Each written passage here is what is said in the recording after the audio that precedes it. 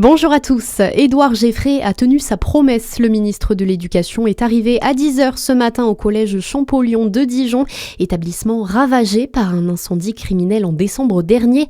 Après avoir partagé la récréation avec les collégiens, il fait le point sur les conditions de travail précaires dans les salles provisoires avant d'inaugurer une résidence d'auteur. L'économie régionale tente de tourner la page d'une année 2025 noire. Selon la Banque de France, la Bourgogne-Franche-Comté a été l'une des région la plus touchée par la baisse des chiffres d'affaires, particulièrement dans l'automobile et le bâtiment. Mais l'optimisme revient pour 2026. Les patrons prévoient un rebond de 3% de leur activité, porté par une reprise attendue des exportations. Grenades et balles de défense ont résonné hier à l'école de police de Montbéliard. 30 policiers venus de tout le Grand Est ont participé à un exercice de gestion des violences urbaines pour harmoniser leurs interventions. L'objectif est d'être prêt à prêter main forte au département voisins, notamment pour protéger les pompiers en intervention ou sécuriser des exfiltrations dans les quartiers sensibles. On revient sur ce drame dans le Jura. Une jeune femme a été violemment percutée par une automobiliste mercredi soir alors qu'elle traversait un passage piéton. La victime a été secourue par des passants avant d'être opérée à l'hôpital. Si le pronostic vital n'est pas engagé, l'enquête de police se poursuit. Les premiers tests ont déjà mis hors de cause l'alcool ou les stupéfiants chez la conductrice de 81 ans.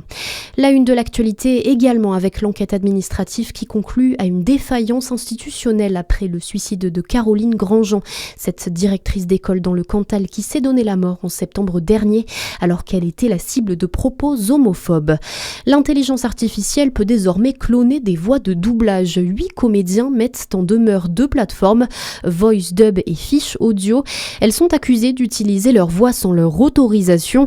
L'IA peut donc lire un texte avec les voix françaises emblématiques de Buzz l'éclair ou encore Batman. La comédienne et doubleuse Françoise Cadol, connue notamment pour faire la voix d'Angelina Jolie, déplore un véritable ras-le-bol. Il y a une incompréhension, en même temps un ras-le-bol. On s'entend, moi je m'entends sur des choses que je n'ai pas faites. Mais je pense que si vous vous entendez, vous, ou vos enfants, ou vos proches, sur ce genre de plateforme, qu'est-ce que vous allez faire? Vous allez fatalement dire non.